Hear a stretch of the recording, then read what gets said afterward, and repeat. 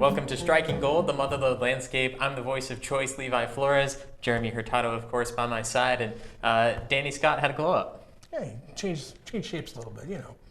Have to be something different. It's a special week, and last week of league play, you got to do something different. Yeah, I have to say, transformation in a week, pretty impressive. Absolutely, yeah. Been lifting, doing his gains, you know how it is. Yeah, and the hair's looking better than ever as well. A little dusty, sorry. Well, this week in the Mother Lode League, it was a little bit different. Only 2 games occurred. Bret Hart, of course, not having a game, and then Somerville supposed to be playing Millennium, and then that also got canceled. Yeah, absolutely. And so the thing is trying to change a little bit this week. We did get 2 league games in. One of them was back and forth till the very last second. So, yeah, I mean, it kind of went the way we expected almost, you know. At least one of us expected, so. Exactly, and let's start with that back and forth game, Calaveras and Argonaut. This was the game that both teams had to win in order for a chance at playoffs. And well, one team was red, one team was yellow, and in the end, the red team, which usually means bad, turned green. Yeah, it was interesting. Argonaut had a 21-20 lead with less than 3 minutes left to go when Mitchell scored for the second time and took the lead.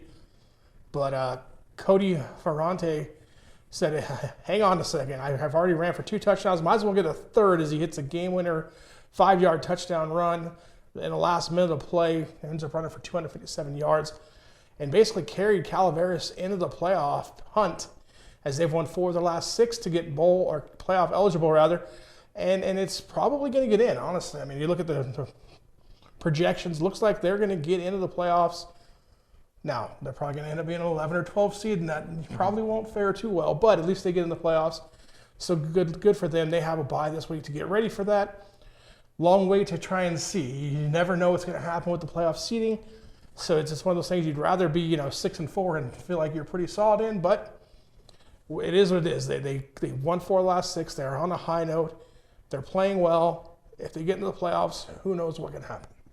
And for Calaveras, like we're going to see this week, it was their final Mother Lode League game in this series, as we know it. 10 years of this Mother Lode League, and Calaveras just played their final game against the Argonaut Mustangs. Who knows what will happen in the next year or two before Amador and Argonaut combine, but Calaveras did just play the last game, for football at least, with these 6 teams. And Argonaut, they'll go into rivalry week going against Amador, who didn't pair too well against the Sonora Wildcats. No, absolutely. Sonora came out and they jumped on Amador early, forced a 3-and-out, scored quickly, got the ball back, scored again, and it was basically Sonora on from there.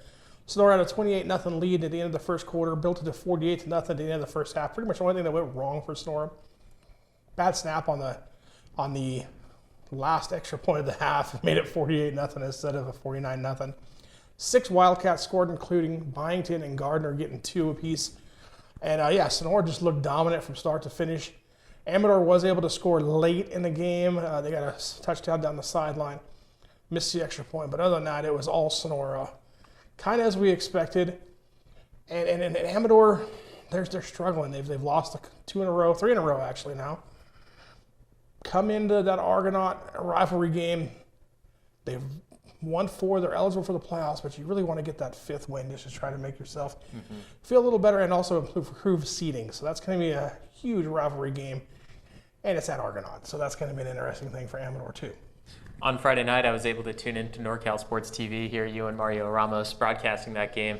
And at the beginning, I didn't think it was too bad of a game, but then Amador fell into its ways that we've seen in the last weeks of throwing interceptions, throwing turnovers, letting go of the ball. And that's honestly what I think hurt Amador the most, because sure, Sonora's going to score. They're going to do their thing. But when you add on those turnovers, it just hurts so much worse, because that's something that you can actually control.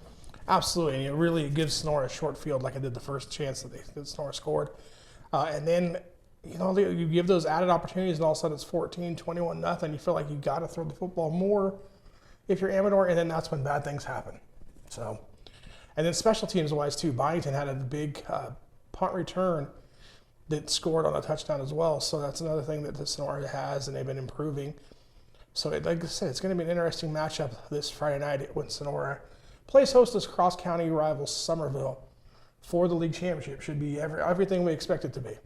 And this entire week I've been prepping for that Sonora-Somerville game. This is going to be the best broadcast on NorCal Sports TV in its existence. So make sure you tune in to that. The varsity game, JV, right before at 5 o'clock. We'll both be there, of course, at Dunleavy Field, home of the Wildcats, as it'll be the last league matchup between the Sonora Wildcats and the Somerville Bears. Yeah, absolutely. It may not be the last matchup between the two.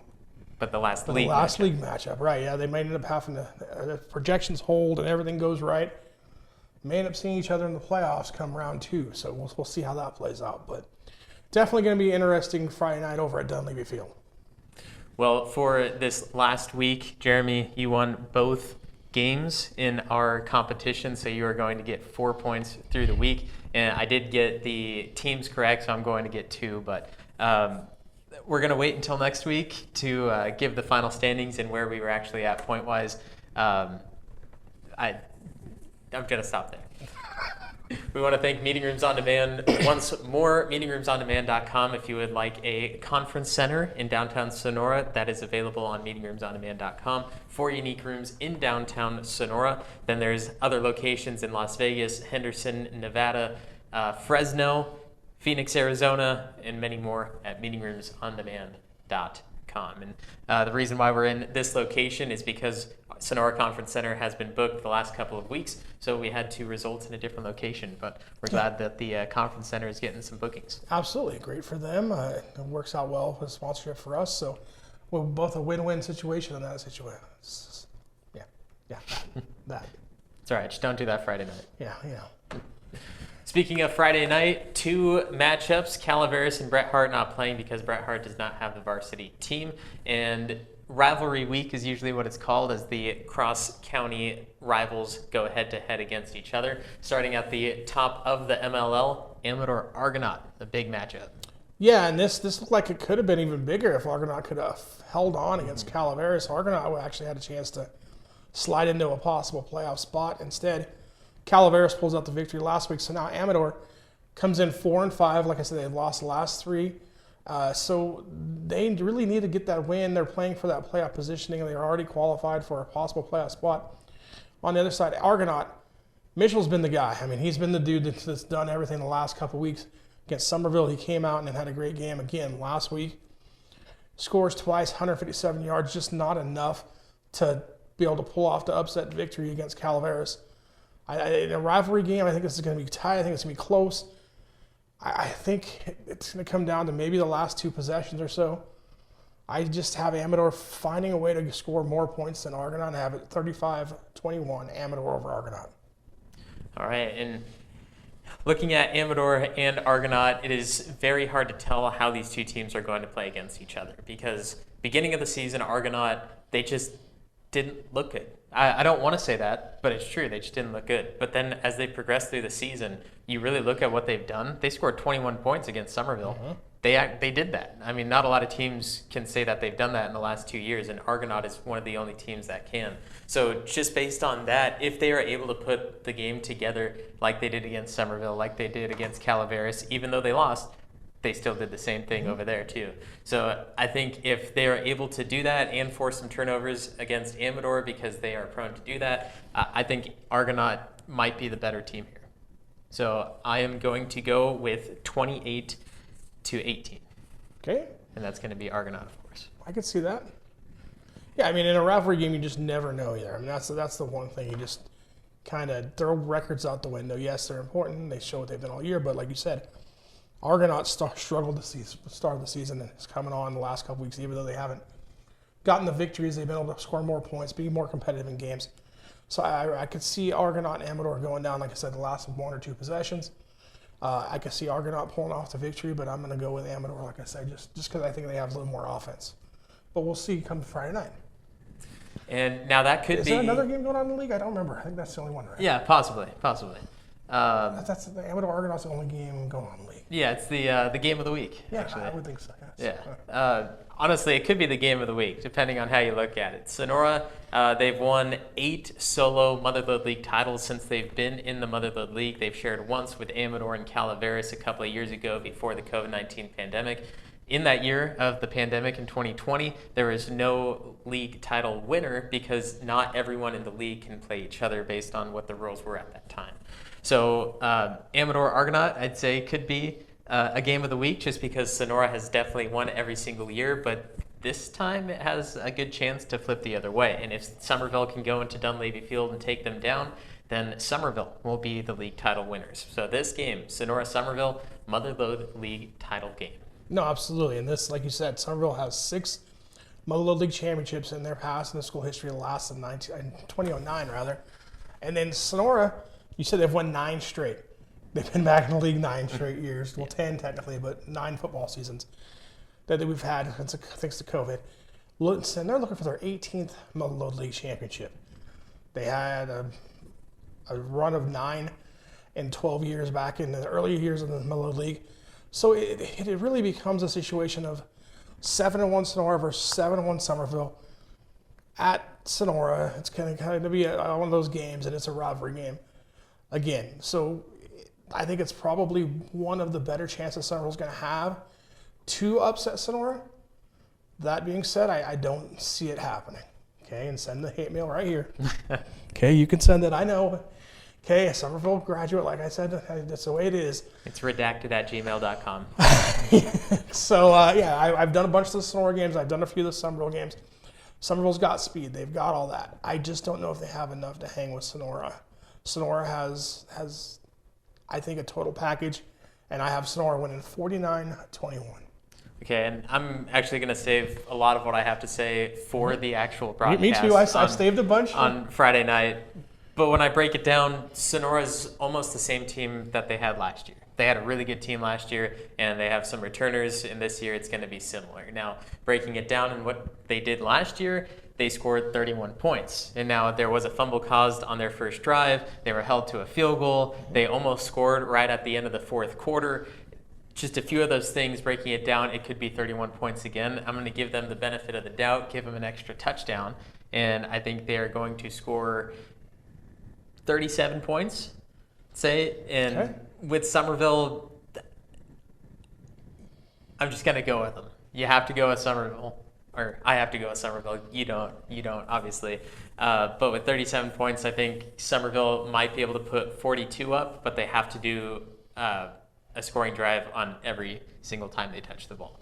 Yeah, I mean, that's the thing. You don't want to get behind against Sonora because then things just kind of snowball from there. If you can jump on them, you can get ahead of them.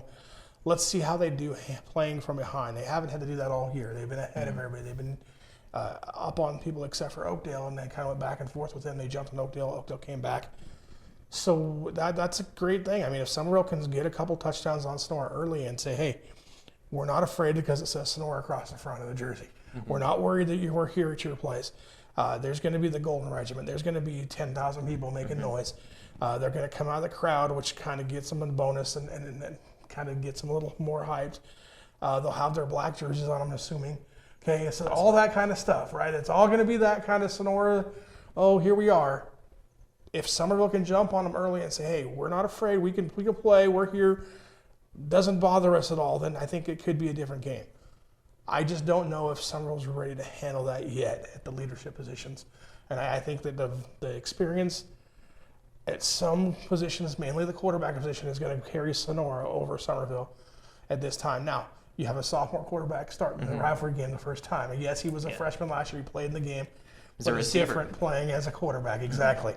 So I just see that kind of being an issue. Not that he throws the football a lot, but I don't know. I have a hard time putting all my faith in a sophomore quarterback in a rivalry game that hasn't been there, done that before. So, I mean, that's one of the reasons Sonora. Plus, I think Sonora, again, just because it's at home and it's at Sonora, I think that gives Sonora 14 points. So it's one of those situations where I think Somerville could come in and they have the speed to put some problems and create some issues. I just don't know if they're going to be able to do it consistently enough to upset Sonora. In Sonora, unlike last year, they don't have a Roger Alderman and they don't have a Tyler Sells. And that was the two big reasons why Sonora dominated that game defensively and Somerville wasn't able to find the end zone. Breaking down the stats, it was the only game last year that Somerville actually passed more than they rushed the ball. And that was because of Roger Alderman and Tyler Sells. But this year, with the speed options that they have, they're not going to be as explosive. On average, Somerville's rush goes 7.7 yards per carry. That's through the entire season this year. They are not going to get this Friday night. They might get 3, they might get 4, but that's exactly enough for them to keep moving that ball down the field. They don't have a lot of turnovers. They have 5 fumbles on the season and 1 interception. So less than 1 per game. And if they are able to keep that under wraps, get those 3 to 4 yards, they are going to be tired. But they have so many options that they can continue to move that ball, and they can score 42 points on them. Is it likely? No, but I do know that Sonora is going to score more than 30 points, and I think it's going to be 37. And I just have to go with Somerville, and the best option is to keep giving them the average score of 42 points. So that's where I land at 42, 37. And like you said, they average 42 points a game, so you're playing that percentages, which isn't a bad idea. I think the big matchup here is going to be on the offense and defensive lines, and Somerville has experience at that level, so that's going to help them. Do they have guys that can make the big plays? I don't know. We'll see. I know on defensive line specifically, you're going to have Rathmel and you're going to have the other sophomore come up and make some plays as well. Luke Larson. Larson, yes. And so they're going to be trying to create some issues in that Sonora backfield, and how are the Sonora offensive line, who also is pretty experienced, deal with that. Yeah, like you said, Alren's gone and Sells is gone, but they're still pretty good up front. Yeah. Yes. So it's like I said, that's I think going to be a key matchup in the game on both sides of the ball, offense and defensive lines, like it is usually, and teams are pretty evenly matched. And so we'll see. That's going to be a big telling point, I think, in the first quarter of how things go, is how the rest of the night's going to go for, as far as who's going to come out on top in the Mother League for the last time in this configuration. And I'm excited to see in the upcoming years, if they do play each other, how that's going to turn out as well. But this is arguably the biggest game that they will play against each other probably in the history of the two teams. Yeah, it's been a while since it's been this situation. I mean, it's always Somerville Sonora is always a big game. Doesn't matter if Sonora's 9-1 and Somerville's 1-9. It really doesn't matter. Overall, it's always a big game. But yeah, this one has playoff implications on it, and with both of them being in the same bracket now in the playoffs this year, again, we could see this in a couple weeks back at Sonora, or if Somerville wins, back at Somerville. So I mean, it's going to be an interesting situation, and I can't wait to get it going Friday night. I can't wait till Friday. And a couple of weeks ago, we did talk about the change of the Sac Joaquin section and how they're using the playoffs this year, in which Sonora will be playing D6, and that's why they have that chance to play Somerville again. Sutter right now currently at number 1. Sonora's at number 2. Houston, I believe, has the number 3 spot, and Bradshaw Christian at 4. Not anymore. Houston lost last week. So I think they dropped to 4. I think they flipped those, but I'm not quite sure. I think Bradshaw's at 3 and Houston's at 4. In but Somerville, regardless, yeah, that's the top 4 guys. I mean, those are the top 4 contenders. And then you have the second tier teams like the Somervilles and Colfax and Ripon and that kind of stuff. So it's going to be interesting. I don't know if Ripon's going to get in, though. That's the interesting part, is that you got to get 4 wins. Well, Ripon now has to go and upset Houston after losing to Escalon this week. Ripon may not get in, so that kind of opens up another slot for a Calaveras to slide in and stuff like that. So that's where it becomes interesting. You never know what's going to happen in those 10, 11, 12 seed slots. And last week, Somerville was at the number 5 slot. They didn't get a game, not to their own doing, but now they're dropped back down to 7. So the section is going to have to do a lot of research and a lot of work and really placing where these teams are going to go and how those second round matchups may go too, because we know they look at that. It's how well those second team matchups can face each other, and that's definitely where we can get that Sonora Somerville game too. So the section leaders, section presidents, they're good looking luck. at it. Yeah. Good luck. That's all I have to say about that. That's a tough job. I wouldn't want to do that, because someone's gonna be mad at you no matter what you do. Right. So it's one of those things, and if Somerville is in the game with Sonora the whole time, then that helps them in their rankings. If they aren't, then it may slide them and they may stay, okay, hey, they're going to be a 7. That's where they go. So a lot to be determined yet, even though there's only 1 week left. Right. And for Striking Gold, the Mother Lode landscape, until next week, we will bring you a show based on the playoffs as well. So we're not done quite yet, but Friday night we'll be at Dunleavy Field for the Sonora-Somerville matchup. The league title is on the line. Absolutely can't wait. It's going to be great. See you there on Friday and next week for more Striking Gold.